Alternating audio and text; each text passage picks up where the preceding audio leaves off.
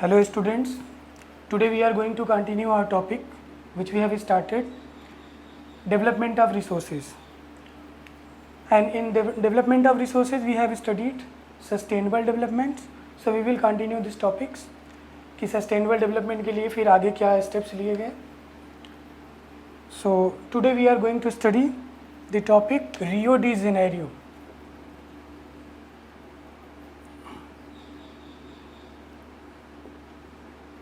Rio de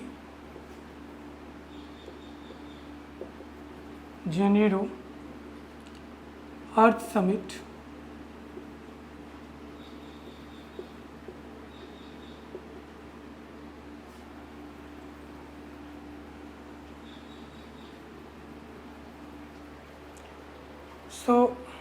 ये Rio de Janeiro एक place का नाम है.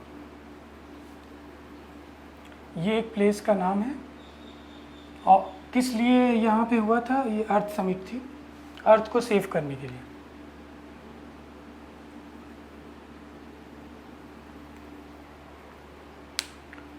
सो लेट अस सी कि इसमें हुआ क्या and why this summit has been organised. इस समिट को बुलाया क्यों गया? तो हमने देखा सस्टेनेबल डेवलपमेंट में 2 पॉइंट हमने नोट किया था. एक ये था कि development should take place without damaging environment. मतलब डेवलपमेंट हो लेकिन वो इन्वायरमेंट को ध्यान में रखे हो.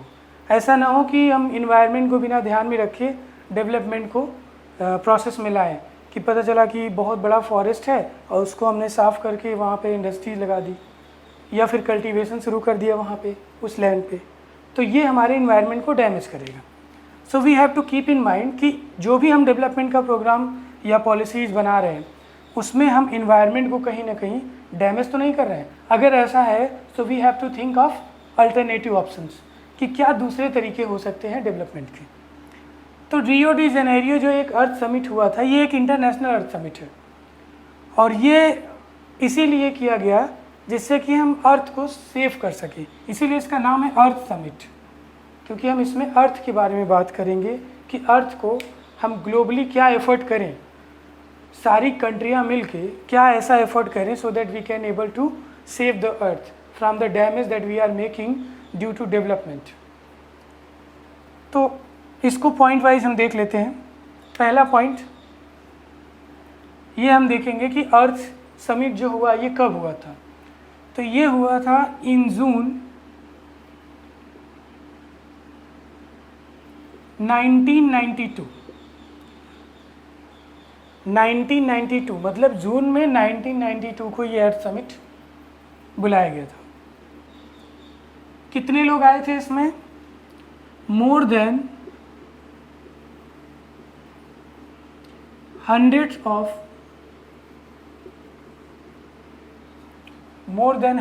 of heads of states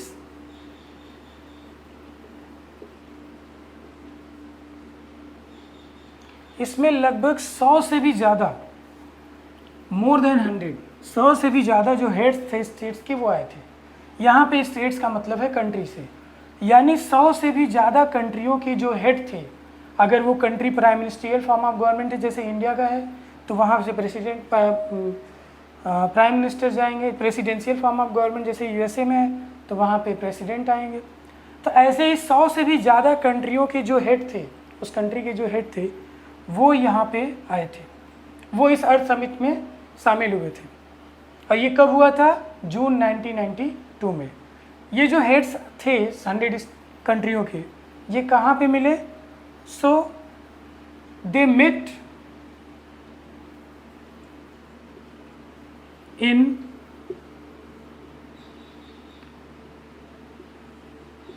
Rio de Janeiro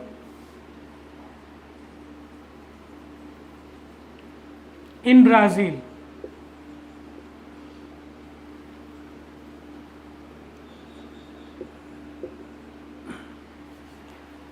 एक प्लेस है, नाम क्या है इसका? Rio de Janeiro. एक शहर का नाम है, ये सिटी है. कहाँ का सिटी है ये? ब्राज़ील का. बहुत ही प्यारा शहर है और ये एकदम समुद्र के किनारे है. हिस्टोरिकली भी इसका बहुत इम्पोर्टेंस है. तो इस प्लेस पे, रियो डी जेनेरो प्लेस पे 100 से भी ज़्यादा कंट्रियों के जो हेड थे जून 1992 में मिले। किस लिए? फॉर द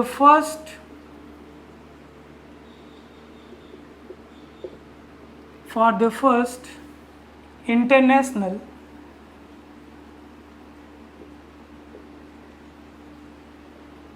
अर्थ समिट,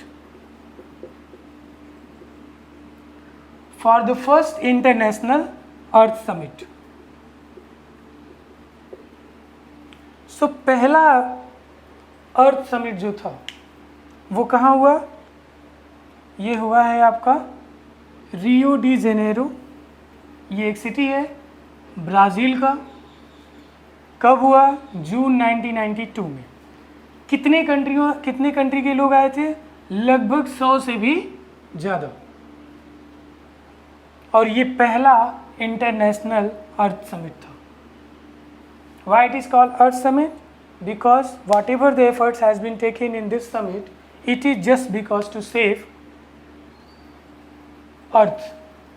चाहे वो ग्लोबल वार्मिंग हो, चाहे ओजोन लेयर डिप्लीशन हो, इन सारे चैलेंजेस को कैसे हम ग्लोबली टैकल करें, इसके लिए ये समिट ऑर्गेनाइज किया गया था। तो पहला पॉइंट हो गया, इसमें हमने देखा समिट कब हुआ, कौन कौन से स्टेट्स थे, what were the place and why it was organised. Now second point,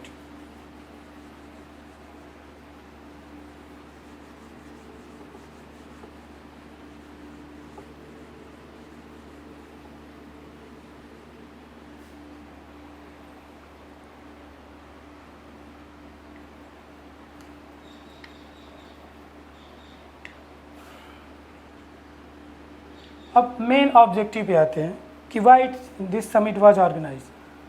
so this summit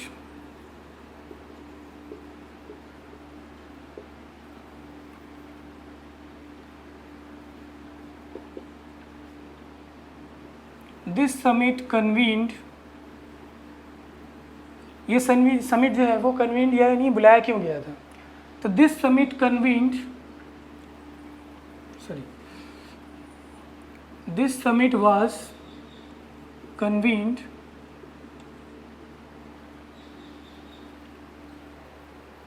for addressing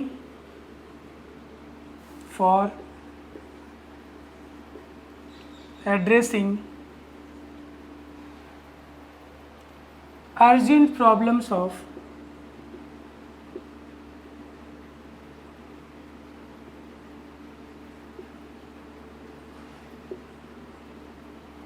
तो ये समिट जो है कन्वीन किया गया था, बुलाया गया था टू एड्रेस कौन से प्रॉब्लम्स को? Urgent problems of environment,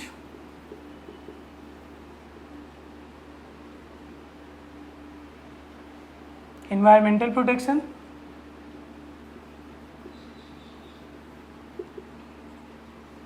and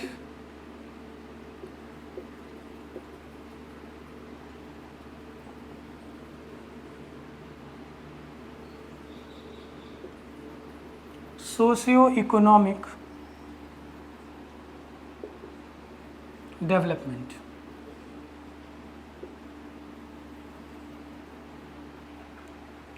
तो ये जो समिट है इसको उस समय की जो करंट प्रॉब्लम थी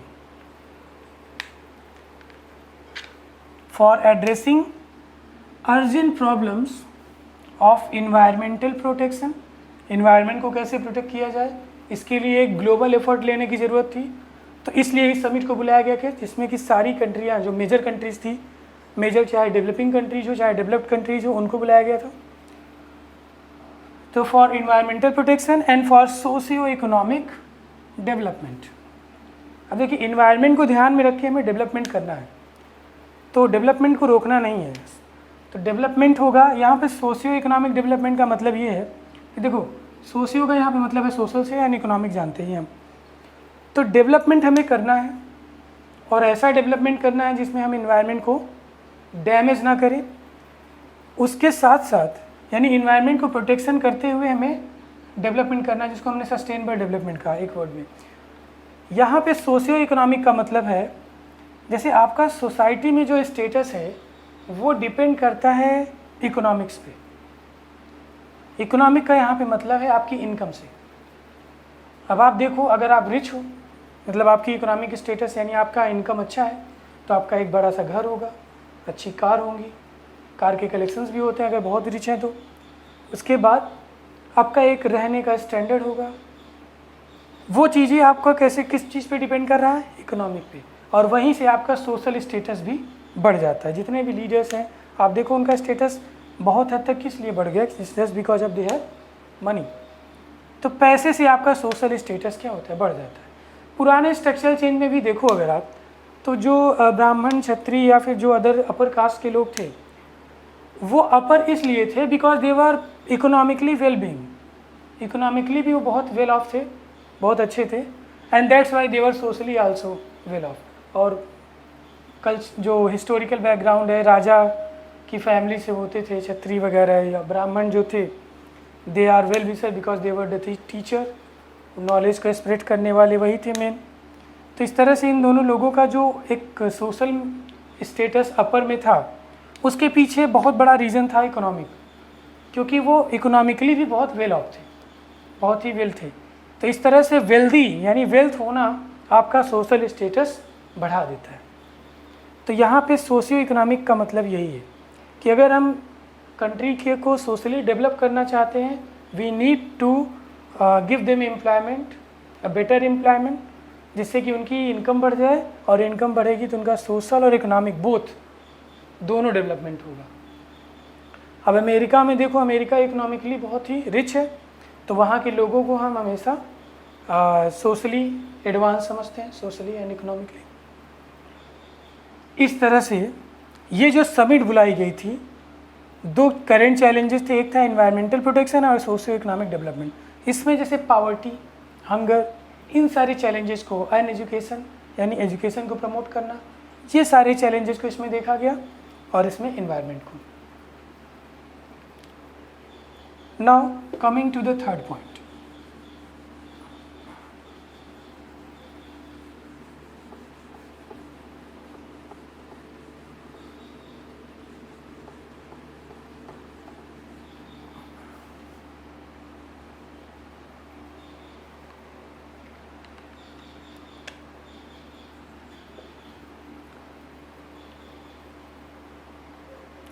इसमें जो है डिक्लेरेशन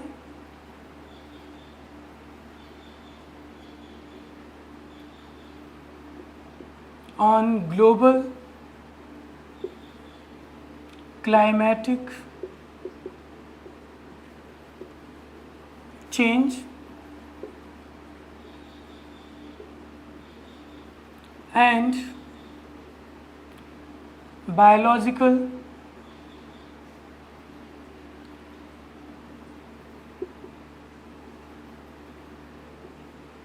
diversity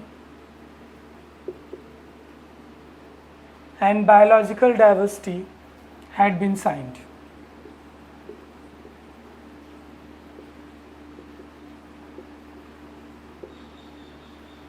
तो इसमें एक डिक्लेरेशन पे साइन किया गया जिसमें जो ग्लोबल क्लाइमेटिक चेंज है, इसको अगर वर्ड बाय वर्ड आप जाओ, ग्लोबल क्लाइमेट यानी क्लाइमेट जो ओवरऑल अर्थ का जो चेंज हो रहा है, अलग अलग कंट्रियों के जो इन्वायरमेंट को बिना ध्यान में रखे जो डेवलपमेंट का प्रोसेस वो लोग कर रहे हैं, उसके कारण जो ओवरऑल ग्लोबल क्लाइमेटिक जो चेंज हो रहा है उसके कंसर्न को लेके, and then the biological diversity. Global climatic change से क्या होगा कि पूरे अर्थ का जो क्लाइमेट है वो चेंज हो जाएगा, तो उस पर जो इम्पैक्ट पड़ रहा है हमारे डेवलपमेंट के कारण, जो हम डेवलपमेंट कर रहे हैं उसके कारण जो पूरे क्लाइमेट को चेंज कर रहा है, पूरे अर्थ के क्लाइमेट को, उसके कारण बायोलॉजिकल डाइवर्सिटीज, बहुत सारी ऐसी स्पेसीज़ हैं, बहुत सारे ऐसे जीव जंतु हैं जिनके बारे में आप जानते नहीं हैं, बट वो क्या हो रहे हैं, धीरे धीरे ख़त्म होते जा रहे हैं, समाप्त होते जा रहे हैं। क्यों समाप्त हो रहे हैं?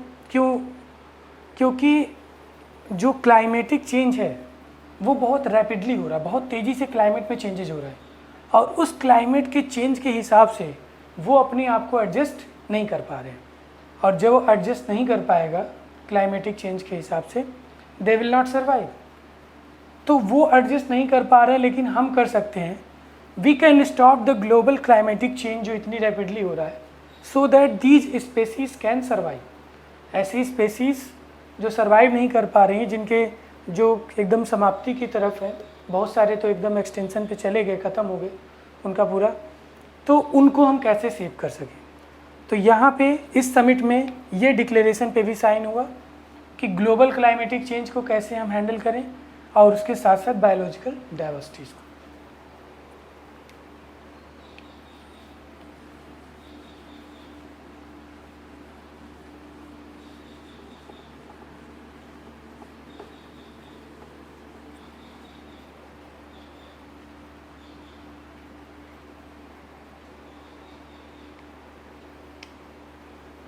Fourth point, endorsed. इंडोर्स का मतलब होता है to give support.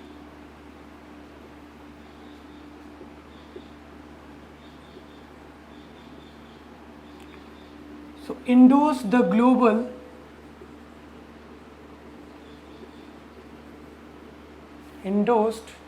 Global forest principal.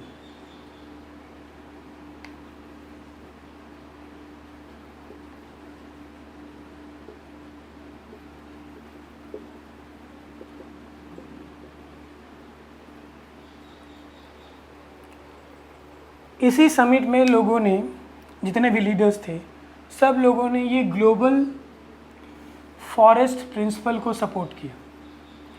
एक प्रिंसिपल एक बनाया गया था, रूल एंड रेगुलेशंस, कि किस तरह से हम फॉरेस्ट को प्रिजर्व करें, so that we can tackle the challenges of the environmental damage. तो इन्वायरमेंटल डैमेज को किस तरह से सेव किया जाए, जो डिफॉरेस्टेशन चल रहा है उसको कैसे सेव किया जाए। तो एक प्रिंसिपल, एक रूल रेगुलेशंस बनाए गए थे कैसे हमें इससे टैकल करना है। तो ये जो डिक्लेरेशन हुआ रियो डी जेनेरियो में अर्थ समिट को लेके, इसमें इसको भी सपोर्ट मिला, ग्लोबल फॉरेस्ट प्रिंसिपल्स को।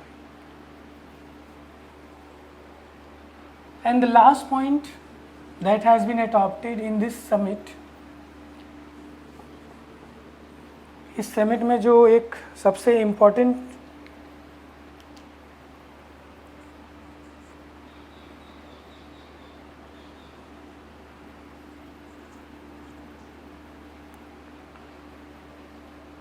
इसमें एडॉप्ट किया गया,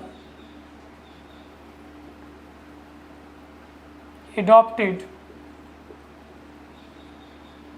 agenda 21।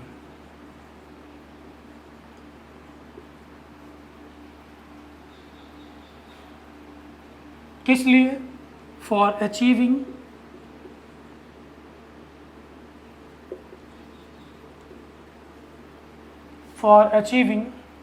sustainable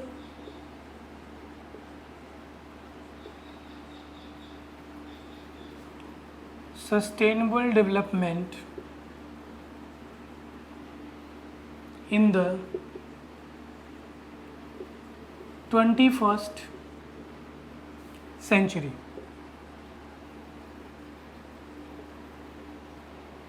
in the 21st century.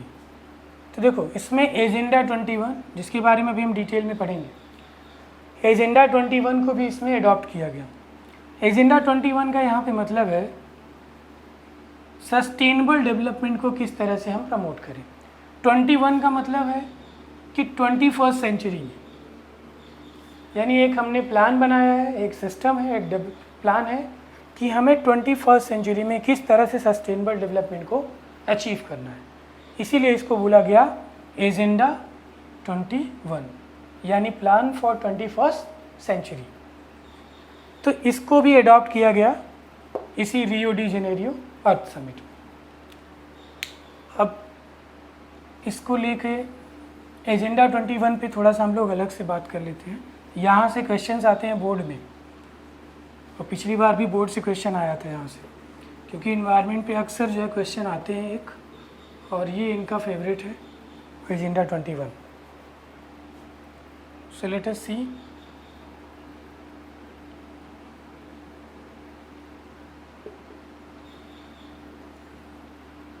Agenda 21 है क्या, इसको पहले देख लें। इसका मतलब तो मैंने बता दिया है कि एजेंडा का मतलब प्लान, और 21 का मतलब हो गया 21st सेंचुरी। तो एजेंडा 21 का मतलब 21st सेंचुरी में सस्टेनेबल डेवलपमेंट को अचीव करने के लिए जो प्लान है। अगर आपसे पूछा जाए कि what is agenda 21, so how will you right, तो आप ऐसे इसको लिखेंगे, it is the declaration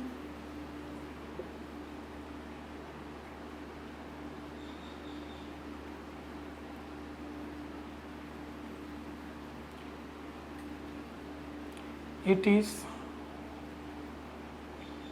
the declaration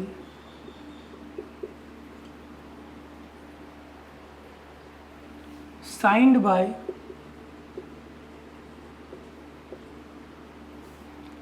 world leaders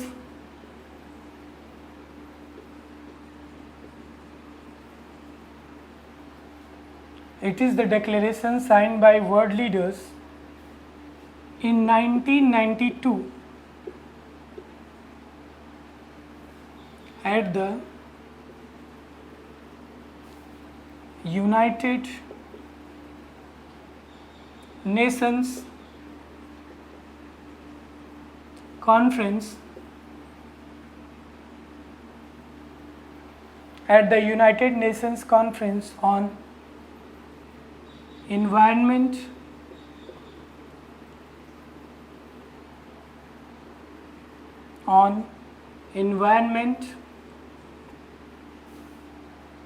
and Development.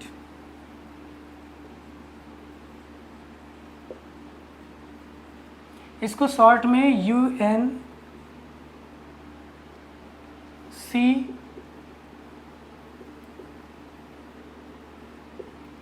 UNCED बोलते हैं, UNCED। अब देखिए, ये एक डिक्लेरेशन है, आप जानते ही हैं, और इसको वर्ल्ड लीडर्स ने साइन किया था कब, 1992 इसी अर्थ समिट में, at the United Nations conference on environment and development. तो यहाँ पे हुआ था, इसको यूनाइटेड नेशंस मतलब एक नेशंस का समूह, नेशंस का एक जो समूह था, जो कॉन्फ्रेंस हुआ था, किस चीज़ को लेके, एनवायरनमेंट एंड डेवलपमेंट को लेके, वहाँ पे इसको डिक्लेयर किया गया था एजेंडा 21 को। इसका एम क्या है, 2 पॉइंट में आप इसको लिख सकते हैं, व्हाट इज एजेंडा 21। तो दूसरा पॉइंट आप ये लिख सकते हैं, इट एम्स एट अचीविंग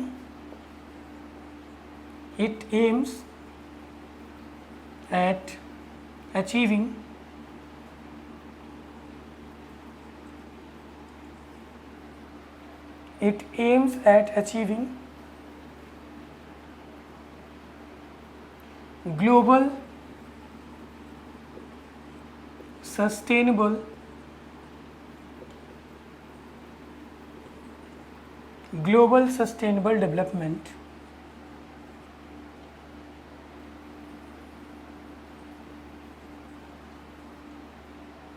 तो इसका एम क्या है, to achieve global sustainable development, it aims at achieving global sustainable development.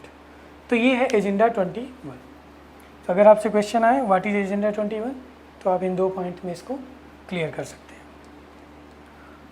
Now coming to the objective of agenda 21, इसका ऑब्जेक्टिव क्या है।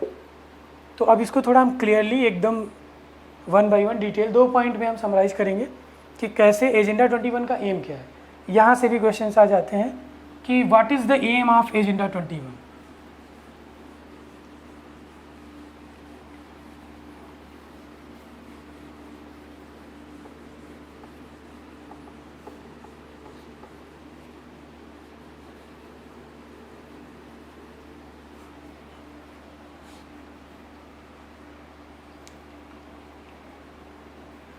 और लास्ट में जो कुछ क्वेश्चन हम आपको देंगे 4-5 ठो, वो बहुत आराम से आप कर लेंगे।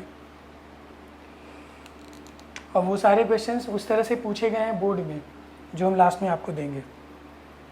तो अब देख लेते हैं objective of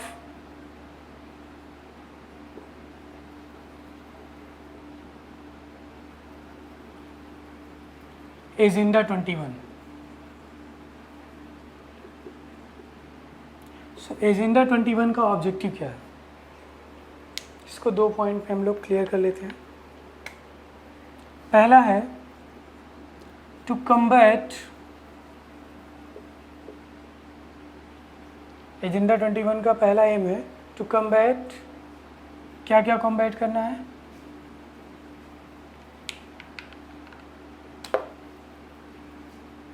to combat environmental damage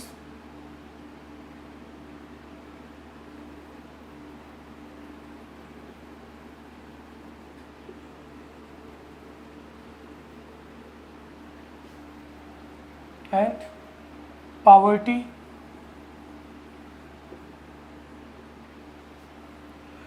disease,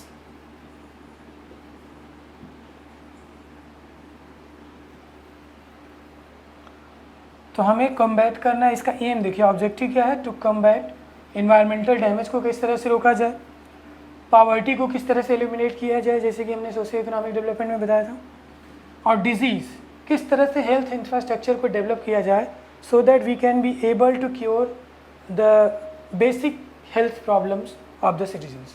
जो प्रॉब्लम छोटी मोटी बीमारी होती है, अब देखो गांव में जो है जो अनक्वालिफाइड डॉक्टर्स होते हैं उनसे लोग जो है कम पैसे के चक्कर में उनसे इलाज कराते हैं, और कभी वो लोग अंदाज पे दवा देते हैं, कभी सही हो जाता है, कभी गड़बड़। तो इस तरह से हम कम पैसे में, इसीलिए प्राइमरी हेल्थ सेंटर्स जो खोले गए हैं गांव में भी खासकर, अभी उतना अच्छा उनका नेटवर्क नहीं है लेकिन फिर भी काफ़ी हद तक सही है। तो उसमें जो है क्वालिफाइड डॉक्टर्स होते हैं। पहले तो ये प्रॉब्लम होती थी कि डॉक्टर वहाँ पे रहते ही नहीं थे, वो अपना शहर में क्लिनिक खोल लेते थे, वहाँ पे रहते थे शहर, और इधर गवर्नमेंट से सैलरी भी लेते थे। अब तो थोड़ी सी रिस्ट्रिक्शंस हो गई हैं और थोड़ा सा लोग भी जो है जागरूक हो गए हैं, तो अब डॉक्टर्स वहाँ पे बैठने लगे। तो किस तरह से हम गांव में भी फैसिलिटी बढ़ा दें और हॉस्पिटल्स की, जो प्राइमरी हेल्थ सेंटर्स हैं, देखो 1 रुपये में पर्ची लेके आप जो है डॉक्टर्स को दिखा सकते हैं। तो गरीब से गरीब जो है उसे अच्छी हेल्थ फैसिलिटी किस तरह से प्रोवाइड किया जाए, इन्वायरमेंटल डैमेज को कैसे हम सेव करें, and the poverty, how to eliminate the poverty. तो ये सारी चीज़ें हैं, इसको हमें कैसे कम्बैट करना है। अब इसमें टू कम्बैट ये सब चीज़ें हमें, ये सारी प्रॉब्लम्स है, चैलेंजेस हैं, इनको सॉल्व करना है कैसे, through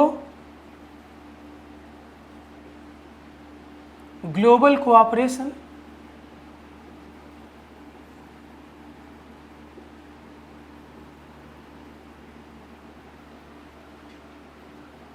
on common interest,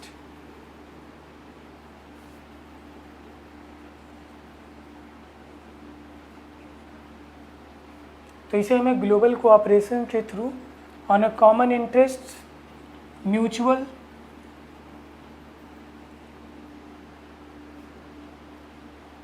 needs,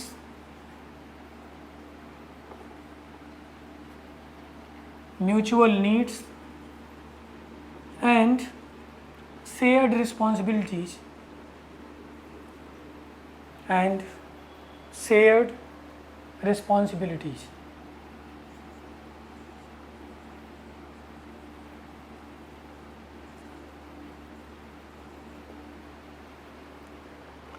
तो पहला है कि हमें इन्वायरमेंटल डैमेज, पावर्टी, डिजीज़, ऐसी प्रॉब्लम्स को ग्लोबल कोऑपरेशंस के through on a common interest, mutual needs and shared responsibilities, मतलब कॉमनली अगर हमें कोई टेक्नोलॉजी किसी के पास है तो आपस में शेयर करके एक म्यूचुअल अंडरस्टैंडिंग, एक म्यूचुअल नीड्स कि उनकी कुछ ज़रूरतें आप पूरा कर दे रहे हैं, आप उनकी और आप उनकी और वो आपकी, तो इस तरह से एक दूसरे को सहयोग करके जो रिस्पॉन्सिबिलिटीज़ है उनको शेयर करके हम इस प्रॉब्लम्स को सॉल्व कर सकते हैं। ऐसे मान लीजिए कि आपके यहाँ वीट का प्रोडक्शन ज़्यादा है, वहाँ पे वीट की प्रोडक्शन की कमी है, they have some other technology which you need it, तो आप उनको वीट का सप्लाई कर दो and they will provide you the technical know how. इस तरह से आप ग्लोबल कोऑपरेशंस के थ्रू इन चैलेंजेस को सॉल्व कर सकते हैं। तो एक तो ये हो गया ऑब्जेक्टिव एजेंडा 21 का, जो कि बहुत ही इम्पोर्टेंट है।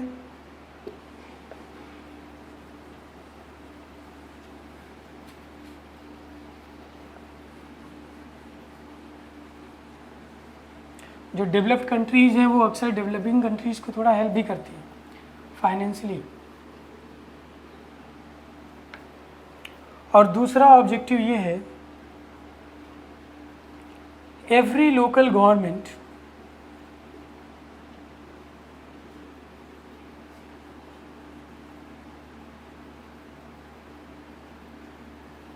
should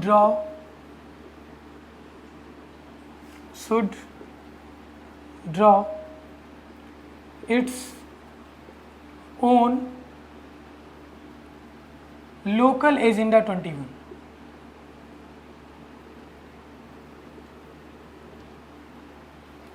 यानी हर गवर्नमेंट, चाहे वो स्टेट लेवल पे हो, चाहे वो लोकल गवर्नमेंट, स्टेट लेवल पे government, national government and then international, इस तरह से हर एक स्टेप पे सारी गवर्नमेंट का अपना खुद का एक एजेंडा 21 होना चाहिए। और एजेंडा 21 में 3 बेसिक चीज़ें, पॉवर्टी को कैसे एलिमिनेट करना है, डिजीज़ को कैसे टैकल करना है एंड इन्वायरमेंटल डैमेज को किस तरह से सेव करना है। इस तरह से ये 3 चीज़ों को लेके कैसी प्लान, कैसी पॉलिसीज़ बनाना है। तो इसलिए ज़रूरी ये है कि हर एक गवर्नमेंट का अपना खुद का एजेंडा 21 हो, उस पर्टिकुलर कंट्री में सेंट्रल लेवल का एक अलग एजेंडा 21 हो, स्टेट लेवल पे एक अलग एजेंडा 21 हो एंड लोकल लेवल पे एक अलग एजेंडा 21 हो। अगर इंडिया की बात करें तो नेशनल लेवल पे, सेंट्रल लेवल पे एंड विलेज लेवल पे सबका एक अलग एजेंडा 21 होगा प्लान। तो वो बहुत अच्छे से इन 3 चीज़ों को, poverty, disease and environmental damage को हम रोक सकते हैं। तो ये ऑब्जेक्टिव था किसका, एजेंडा 21 का। सो ये पूरा कंप्लीट हो गया आपका कि सस्टेनेबल डेवलपमेंट जो है हमारे लिए ज़रूरी है, और सस्टेनेबल डेवलपमेंट को अचीव करने के लिए हमने क्या स्टेप्स लिए हैं। तो देखो, इंटरनेशनली रियो डी जेनेरो एक अर्थ समिट ऑर्गेनाइज हुआ था 1992 में, और इसमें एक ऑब्जेक्टिव बनाया गया था agenda 21 and what are the things they have to tackle, ये इसमें लिखा गया और उस पर वर्क शुरू हो गया। तो ये कंप्लीट हो गया आपका पूरा topic. Tomorrow we will discuss resource planning. जो नेक्स्ट वीडियो होगा हमारा, उसमें हम रिसोर्स प्लानिंग को डिस्कस करेंगे। अब ये जो पॉइंट हम लोगों ने डिस्कस किया, इस पे जो है आपको होमवर्क दे दे रहे हैं।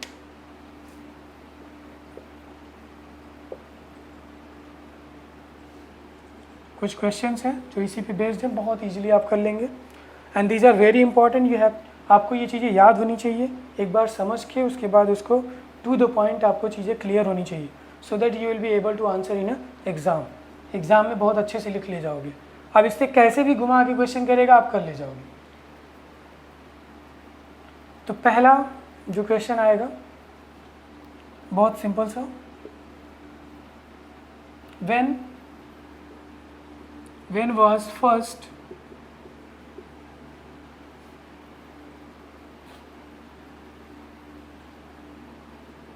Earth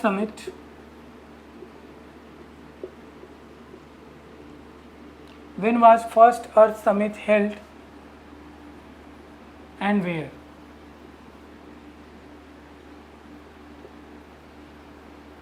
क्वेश्चन नंबर 2, ये बहुत वेरी शॉर्ट में है। Right a brief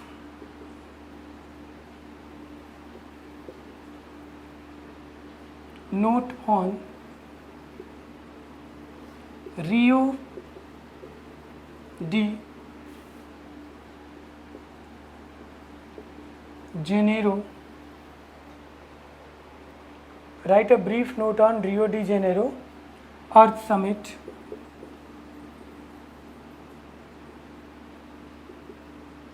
1992। वही जो अर्थ समिट जिसको हमने पॉइंट में आपको क्लियर किया, वो समझाया, हम उसी के बारे में आपको ब्रीफ में लिखना है।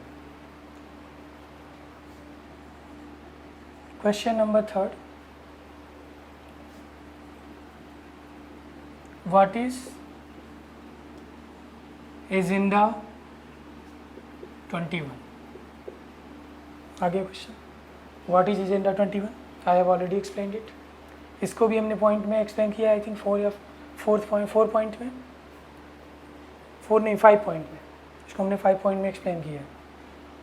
ये है what is agenda 21 and the last one is question number 4, right the objectives of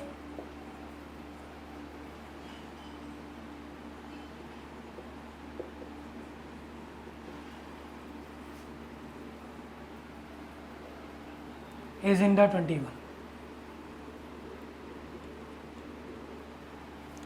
तो एजेंडा 21 का जो ऑब्जेक्टिव जो मैंने भी एक्सप्लेन किया था उसके बारे में, तो ये सारे क्वेश्चन बहुत इजीली आप कर ले जाएंगे।